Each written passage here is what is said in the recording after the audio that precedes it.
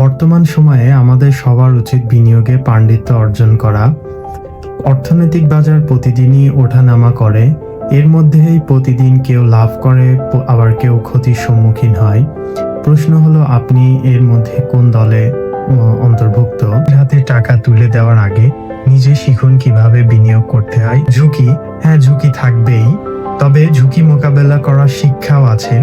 অল্প ঝুঁকি নিয়েও অনেক বড় লাভ করা সম্ভব।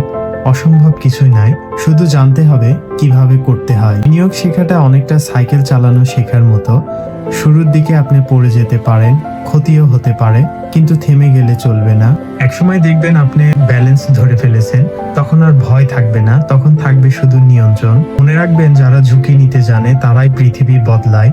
এখন পর্যন্ত খুব কম মানুষই এরকম রয়েছে যে ঝুঁকি ছাড়া তারা পৃথিবীতে ধনী হয়েছে। তাই সিদ্ধান্তটা আপনাকেই নিতে হবে, একটা জিনিসকে ভয় পাবেন নাকি সেই জিনিসটা সুন্দরভাবে শিখে সামনের দিকে এগিয়ে যাবেন।